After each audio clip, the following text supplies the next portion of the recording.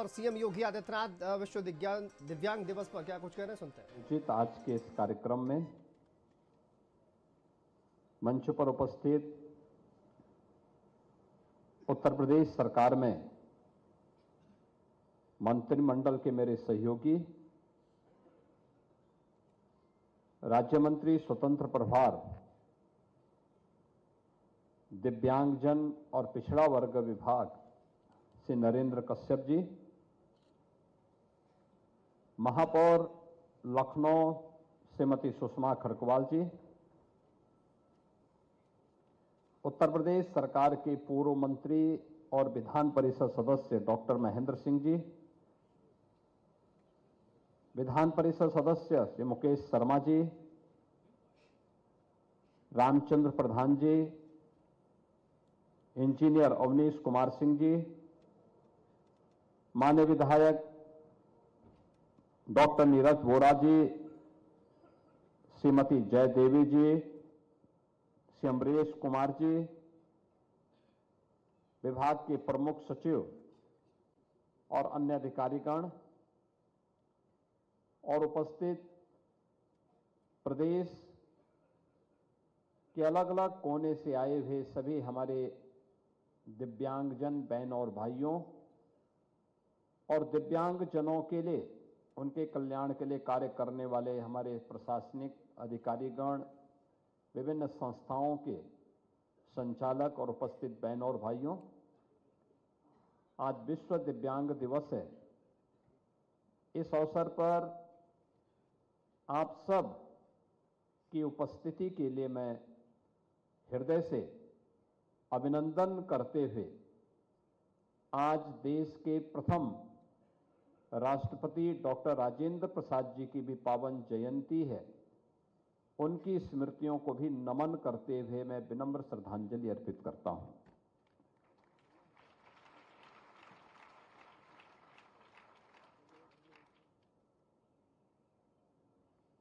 भारत के ऋषि परंपरा ने हमेशा हमें इस बात के लिए प्रेरित किया है कि व्यक्ति की शारीरिक बनावट उसकी क्षमता का निर्धारण नहीं करती है। भारतीय मनीषा का यह मानना रहा है कि यद भावम तद भवति, सर्वम मनसि संस्थितम,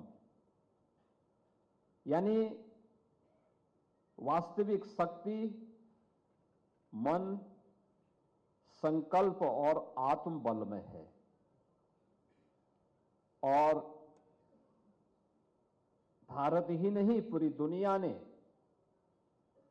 उस संकल्प शक्ति को, आत्मबल को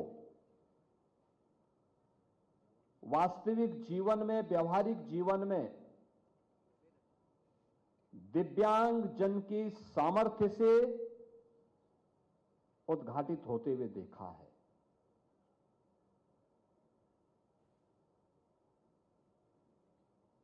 हमारे यहां एक गीता है, अष्टावक्र गीता। ऋषि अष्टावक्र के द्वारा उसे रचा गया।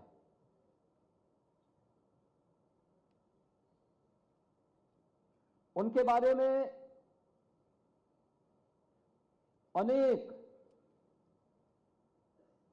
धारणाएं हैं और कहते हैं कि विदेहराज जनक को भी आत्मज्ञान की प्रेरणा उन्होंने दी। आप याद करिए,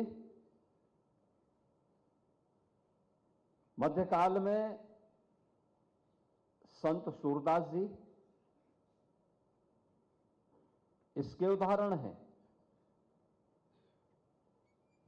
दुनिया के अंदर भी अनेक ऐसे उदाहरण हैं जहां पर दिव्यांग जन को थोड़ा भी संबल मिला तो उसने अपनी सामर्थ्य से, अपनी शक्ति से समाज के लिए वह सब कुछ करके दिखाया जो सामान्य जन को जिस पर सहजा विश्वास भी नहीं होता है। और इसीलिए आज जब हम सब यहां पर उपस्थित हैं, इस अवसर पर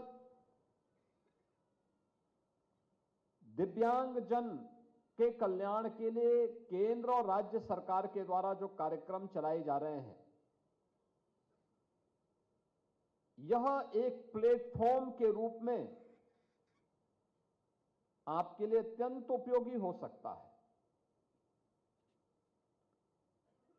अक्सर होता क्या है, एक परिवार ये मान लेता है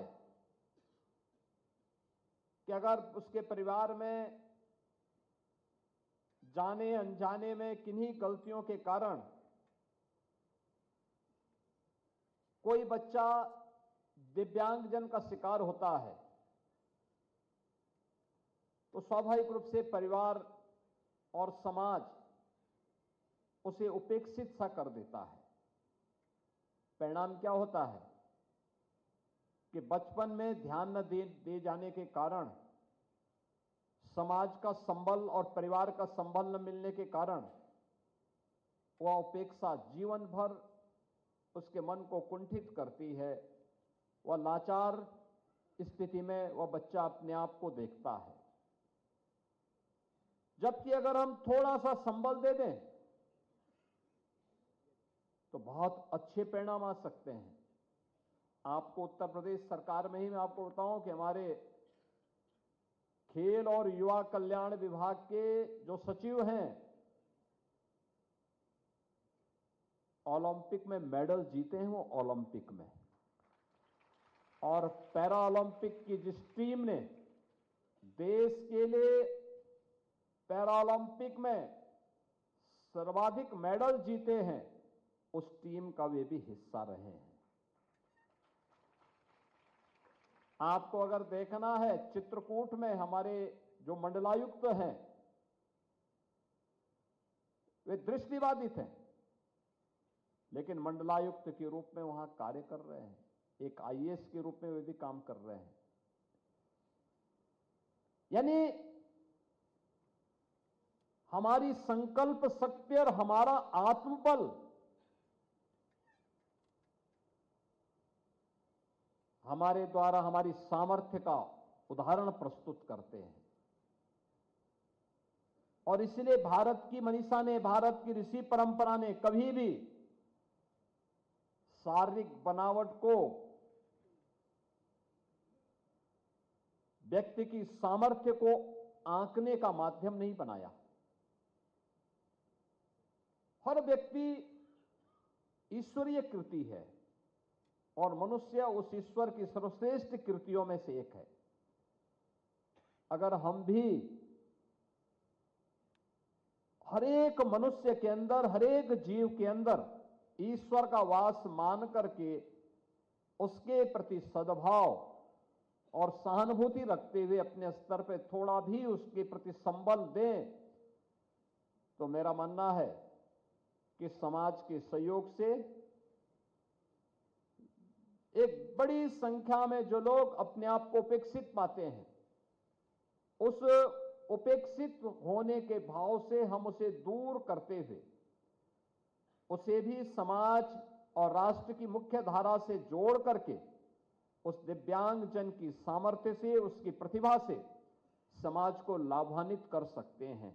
जैसे अतीत में हुआ है और आज भी जिन्हें थोड़ा सा भी संबल मिला, उन्होंने अपनी सामर्थ्य से, अपनी प्रतिभा से समाज को आलोकित करने का काम किया है। यह कार्य वे भी कर सकते हैं।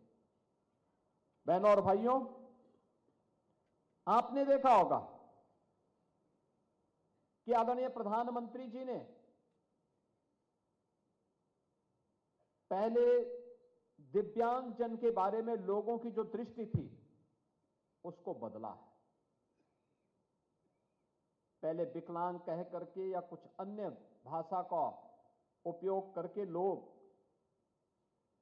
उन लोगों के प्रति एक दूसरी दृष्टि रखते थे।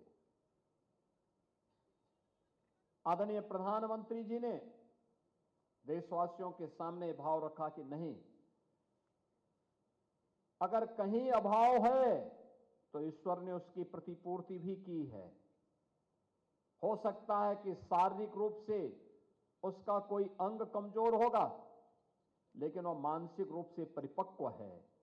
आप उसे थोड़ा सा संबल दें, वो आगे बढ़कर के अपनी सामर्थ्य से, अपनी शक्ति से, अपने आत्मबल से वह समाज के लिए और राष्ट्र के लिए अत्यंत उपयोगी होने वाला है। और यह सदैव से मान्यता रही, लेकिन बीच के कालखंड में हम लोगों ने विस्मृति के कारण उसका उपयोग नहीं किया। परिणाम रहा कि एक लंबे समय तक दिव्यांगजन शासन की सुविधाओं से वंचित रहे। मुझे याद है, जैसे भी मंत्री जी बता रहे थे, 2017 के पहले उत्तर प्रदेश के अंदर 8 लाख के आसपास दिव्यांगजनों को मात्र पेंशन मिलती थी, और वह भी 300 रुपये महीना, और उसमें भी बहुत सारी जगह बाबू लोग कट भी मांगते थे। लेकिन आज उत्तर प्रदेश सरकार ने पेंशन की राशि को 8 लाख से बढ़ा के 11 लाख से अधिक दिव्यांगजनों को आज हम पेंशन की सुविधा का लाभ दे रहे हैं। राशि 300 से बढ़ा करके 1000 रुपया भी कर दिया गया है, और राशि सीधे उसके खाते में जा रही है। दिव्यांगजन के अकाउंट में पैसा जाता है, कोई कट नहीं, इसमें किसी प्रकार की कोई घूसखोरी भी नहीं है। टेक्नोलॉजी का उपयोग करके इसका बेहतर उपयोग किया जा सकता है। दिव्यांगजनों के लिए अच्छे संस्थान खड़े हो, इसके लिए अलग अलग स्थानों पर उस प्रकार के केंद्र स्थापित किए गए। दिव्यांगजनों के लिए सहायक उपकरण वितरण की कार्रवाई को आगे बढ़ाया जा सके। अब याद करिए, wheelchair, tricycle, blind stick, hear aid, ये सब मिलना पहले बहुत कठिन होता था। 2014 के बाद एलएमको कानपुर को प्रेरित करके डीडीआरसी को और तेजी के साथ प्रभावी ढंग से आगे बढ़ाने का काम किया गया। बीच के कालखंड में उत्तर प्रदेश के अंदर जितने भी डीडीआरसी थे, ये सब बंदी के कगार की ओर जा रहे थे। और कल ही हमारी सरकार ने निर्णय लिया कि प्रदेश के जो डीडीआरसी पहले चलते थे उनको तो चलाएंगे ही, लेकिन कम से कम हर कमिश्नरी मुख्यालय पे एक अच्छा डीडीआरसी उपलब्ध हम कराएंगे, खोलेंगे, और उसके माध्यम से दिव्यांग जनों के लिए सहायक उपकरण वितरण और उनके लिए अन्य प्रकार की सुविधाएं हम वहां पे उपलब्ध करवाएंगे। आज यह शब्द दिव्यांगजन जो प्रधानमंत्री जी के द्वारा दिया गया है, यह सम्मान की एक नई भाषा, एक नए भारत की सोच का प्रदर्शन भी करता है। दिव्यांगजनों को स्वावलंबन के पथ पर अग्रसर करने की दिशा में उठाया गया एक कदम नए भारत के सामर्थ्य को प्रदर्शित करता है। नया भारत हर व्यक्ति के साथ, हर व्यक्ति के स्वावलंबन के साथ, उनके सम्मान के साथ सरकार खड़ी है। इस बात को लेकर के आज हम लोगों ने इस दिशा में एक नया प्रयास प्रारंभ किया है। आज आपने देखा होगा कि सरकारी भवन, परिवहन और सार्वजनिक स्थलों को बैरियर फ्री बनाया जा रहा है। हमने हर एक स्तर पर इस कार्य को आगे बढ़ाया कि शिक्षा व्यवस्था को सुलभ विद्यालयों में बदलने का अभियान चल रहा है। ब्रेल लिपि,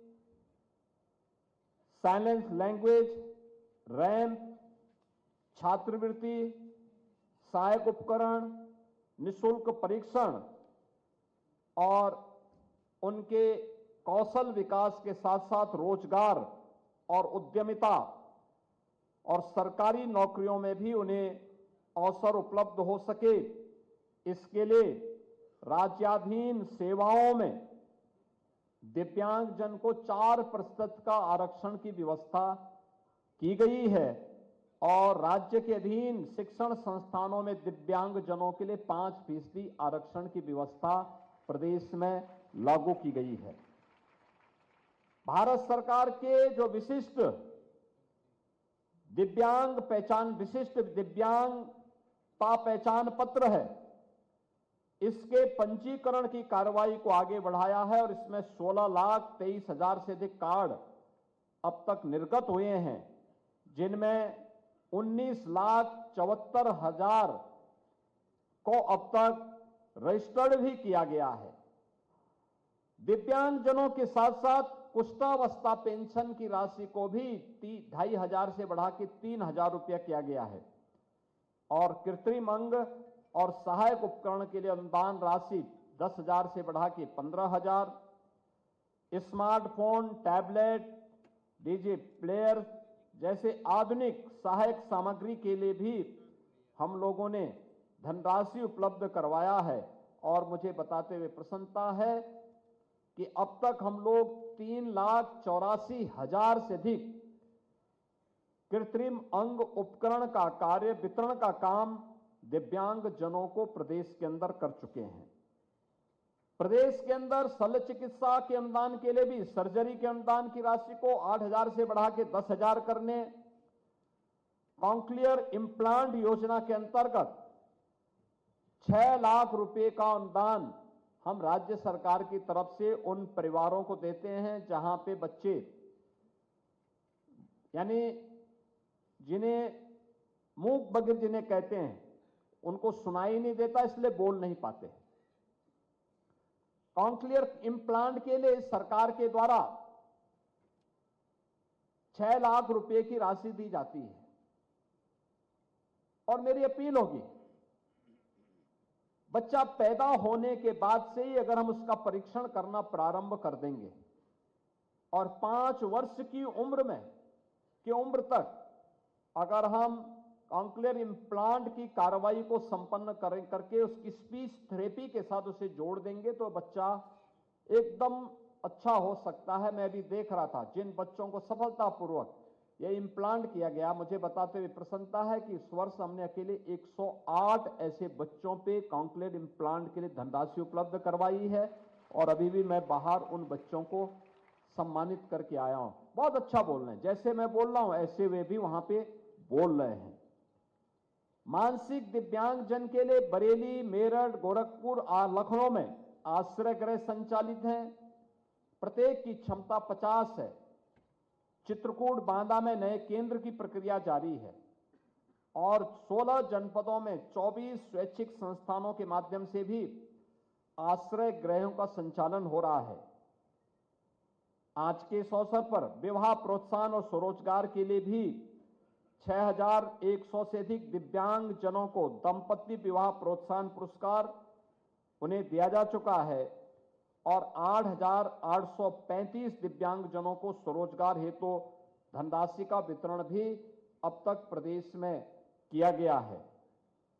प्रदेश में 3 से 7 वर्ष के बच्चों के लिए 18 मंडलीय जनपदों में बचपन डे केयर सेंटर प्रारंभ किए गए हैं और मैं विभाग से कहूंगा कि जो बड़ी कमिश्नरी हैं उनमें एक आध सेंटर और भी अगल बगल के जनपदों में बढ़ाए जाने की आवश्यकता है। लोगों को इसके प्रति जागरूक किए जाने की आवश्यकता है। टीकाकरण समय पे हो। कन्या सुमंगला योजना के अंतर्गत जो हम लोगों ने तय किया है, एक बार संबंधित विभागों के साथ बैठ करके भी बेहतर रूप से हमें इन कार्यक्रमों को आगे बढ़ाना चाहिए।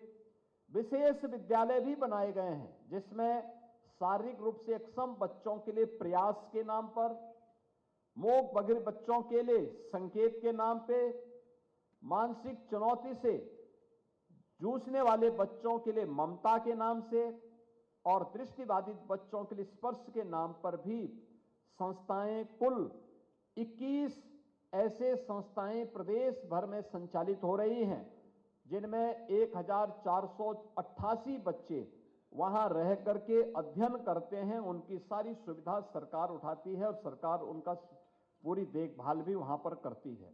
और जैसा कि मैंने पहले भी कहा, उत्तर प्रदेश देश का एकमात्र राज्य होगा जिसमें दिव्यांग जनों की उच्च शिक्षा के लिए 2 विश्वविद्यालय संचालित हो रहे हैं और सरकार के द्वारा, पूरी तरह सरकार के द्वारा संचालित है। डॉक्टर शकुंतला मिश्रा दिव्यांगजन सशक्तिकरण विश्वविद्यालय और जगतगुरु रामभद्राचार्य दिव्यांगजन विश्वविद्यालय चित्रकूट, यानी एक लखनऊ में है, एक चित्रकूट में है। यानी ये 2 विश्वविद्यालय संचालित हो रहे हैं जहां पे दिव्यांगजन बच्चों के लिए उच्च शिक्षा की भी व्यवस्था है, उनकी लॉजिंग फूडिंग की भी सारी सुविधा वहां पर उपलब्ध करवाई गई है। आज इस अवसर पर मुझे एक और जहां दिव्यांगजनों के साथ संवाद बनाने, उनकी सामर्थ्य और उनकी प्रतिभा को सम्मानित करने का अवसर प्राप्त हुआ है, वहीं दूसरी ओर अनुसूचित जाति, जनजाति और पिछड़ा वर्ग के छात्रों के लिए छात्रवृत्ति में मिलने होने वाली कठिनाई को ध्यान में रख करके सरकार ने तय किया कि इन बच्चों को समय पे छात्रवृत्ति मिलनी चाहिए।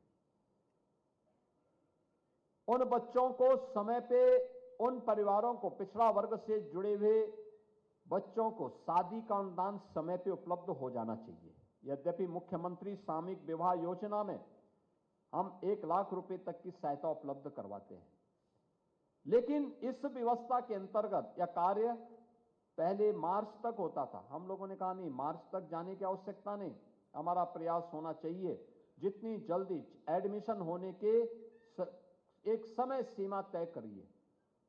हमने यद्यपि 2 अक्टूबर और 26 जनवरी 2 तिथि तय की, लेकिन जहां पे प्रवेश की प्रक्रिया में थोड़ा लेट होता है वहां पर भी उन बच्चों को समय पे स्कॉलरशिप मिल जाए।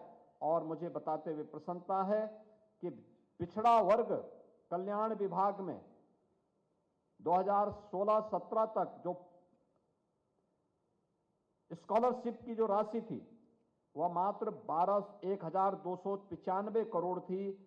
आज वह बढ़कर के 3,124 करोड़ रुपए की स्कॉलरशिप हम दिव्यांगजनों, पिछड़ा वर्ग के छात्र छात्राओं को उपलब्ध करवा रहे हैं, जिनमें 9 से 12वीं तक के 12,76,000 विद्यार्थियों को यह छात्रवृत्ति उपलब्ध करवाई जा रही है। 16-17 में 1,092 करोड़ रुपए से 18,83,000 विद्यार्थियों को छात्रवृत्ति के सापेक्ष आज हम 24-25 में हमने छात्रवृत्ति के लिए 2,432 करोड़ रुपए इसके लिए प्रावधान किए और इसके माध्यम से हमने 32,22,000 से अधिक ओबीसी के छात्रों को स्कॉलरशिप वितरित की। 16-17 में 11 करोड़ रुपए से 7,000 युवाओं को कंप्यूटर प्रशिक्षण दिया गया। आज हम 24-25 में कंप्यूटर प्रशिक्षण की योजना में 32 करोड़ 92 लाख रुपए हम लोगों ने उपलब्ध करवाया है और इसके माध्यम से हम अब 29,769 बच्चों को इस योजना से प्रशिक्षित कर रहे हैं। 16-17 में शादी अनुदान में केवल 141 करोड़ रुपए थे और इससे जो धनराशि से केवल 70,700 जरूरतमंद इससे लाभान्वित हुए थे और 24-25 में यह राशि 200 करोड़ से बढ़कर के 1 लाख गरीब पिछड़े वर्ग की बेटियों की शादी के लिए अनुदान की राशि हम लोगों ने इसके माध्यम से दी है। बहनों और भाइयों, विश्व दिव्यांग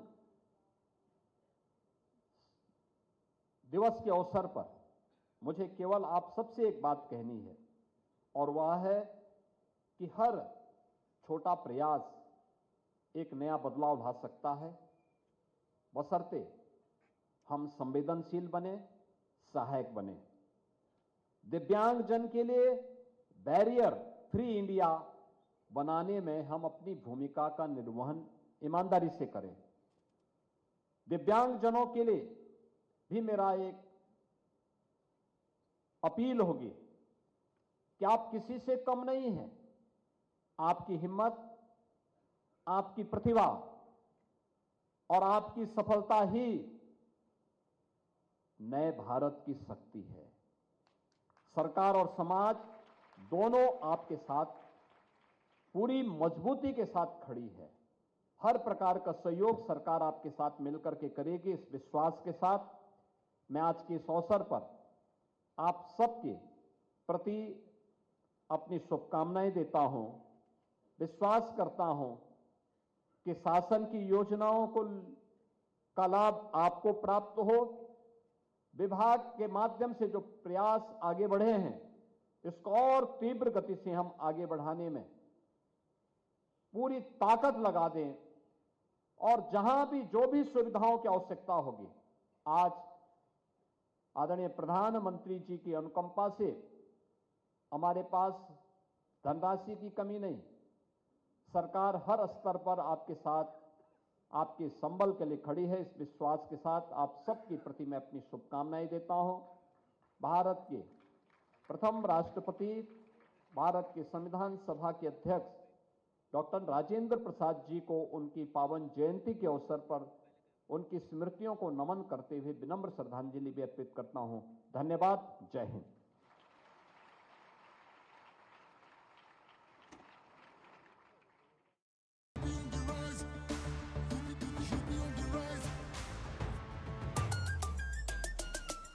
You be on the rise, so lay out some